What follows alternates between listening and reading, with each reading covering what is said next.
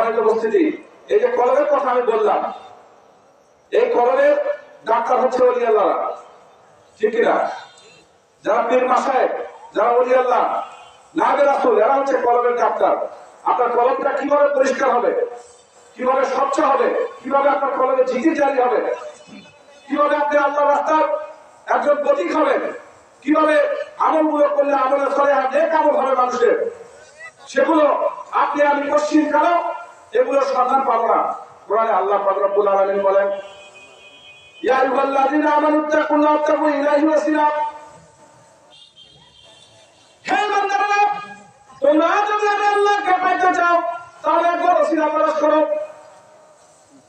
এখন মধ্যস্থ ব্যক্তির কাছে যাও, যে ব্যক্তি আমি আল্লাহকে চেনে, আমার নবীকে যে ব্যক্তি চেনে, এই চেন্নাওয়ালা হেকমতওয়ালা একজন সালিকিন ব্যক্তির শরণাপন্ন হও, যে ব্যক্তিটি তোমাকে আল্লাহর কাছে পৌঁছে দেবে, আল্লাহর পরিচয় করা দেবে, নবীর পরিচয় করা দেবে।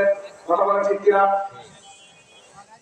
এই সমস্ত ব্যক্তি কিন্তু আমরা ভাইজান, এই সমস্ত ব্যক্তি কিন্তু আমরা খুঁজে পাই না, কারণ এই বাংলাদেশের পীরের অভাব নেই।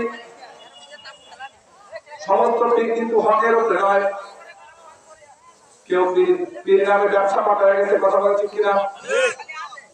পীর দাবি করে বিড়ি খায় সবার সামনে, কি আসলে এমন পীর? পীর দাবি করে তার বউ পর্দা করে না, পীর দাবি করে অথচ মুরিদের উপরে নির্ভরশীল হয়ে থাকে। কখন মুরিদেরা চাল ডাল নিয়ে আসে, এই চাল ডাল দিয়ে জীবন জীবিকা নির্বাহ করবে। কথা বলা ঠিক কিনা? পীর হচ্ছে ফার্সি শব্দ, পীর মানে হচ্ছে বয়োজ্যেষ্ঠ, পীর মানে হচ্ছে পরিপক্ক জ্ঞানী।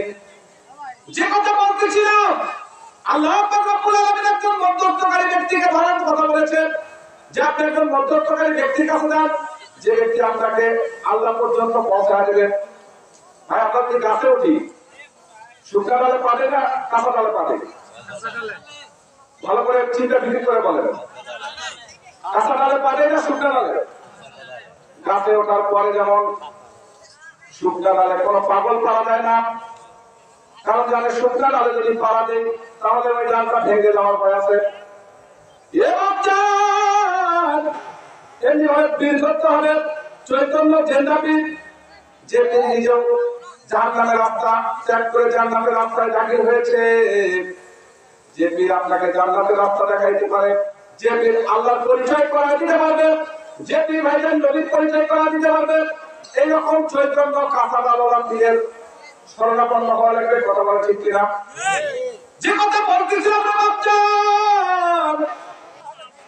কলমের কথা, এই কলমের চিকিৎসা কিন্তু ওলি আল্লাহরা করে দেয়। কিভাবে আপনার কলমে জিকির জারি হবে মনে আছে আপনাদের? মনে আছে? আপনি যদি ডাক্তারের কাছে যান, চোখের ডাক্তার, চোখের ডাক্তারের কাছে গেলে আপনার ওই ডাক্তার আপনার চোখের ট্রিটমেন্ট ছাড়া কি কানের ট্রিটমেন্ট করা যেতে পারবে?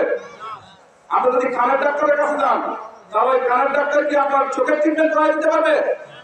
এক একজন এক এক স্পেশালিস্ট। কিন্তু ওলি আল্লাহ যারা সমস্ত দেহের ক্ষমতাকে চুল থেকে পায় তারা পর্যন্ত ডক্টরিটি আছে মানুষের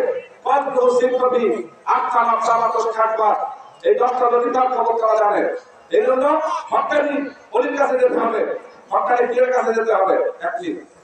এই হক্কানি অলি হক্কানি পীরের কাছে গিয়ে আমরা যদি বায়াত গ্রহণ করতে পারি, বায়াত মানে প্রতিজ্ঞা করা, বায়াত মানে কি ভাই? প্রতিজ্ঞা করা, যার থেকে আমি ভুল কাজ করবো না, হারাম খাবো না, মিথ্যা কথা বলবো না, চকলখড়ি করবো না, নিন্দা অহংকার হিংসা গীবত পরনিন্দা এগুলো করবো না, এগুলো প্রতিজ্ঞা করা একজন সালিকিন ব্যক্তি, একজন আল্লাহর নায়েবে রাসূলের কাছে হাত ধরে প্রতিজ্ঞা করার নামই হচ্ছে বায়াত হওয়া। এই বায়াতটা যেন আমাদের কবুল হয়। কিন্তু আল্লাহ বলেছেন যে ইন্নাল্লাযীনা ইউবাইয়ুনাকা ইন্নামা ইউবাইয়ুনাল্লাহু ইয়াদুল্লাহু ফাওকা আইদিহিম, যে ব্যক্তি নবীজির হাত, যে ব্যক্তি নায়েবে রাসূলের, যে ব্যক্তি নবীর হাতে হাত রাখলো সে ব্যক্তি স্বয়ং খোদার হাতে হাত রাখলো, আর যে ব্যক্তি খোদার হাতে হাত রাখলো সে ব্যক্তি অবশ্যই জান্নাতি। এই কারণে আমরা যেন জান্নাতি মেহমান হতে পারি, সবাই যেন আমরা আমাদের জীবন জিন্দেগি আখলাক চরিত্র সুন্দর সুশৃঙ্খল ভাবে নবীজির সুন্দর তরিকা আমরা যেন আমাদের জিন্দেগি গঠন করতে পারি।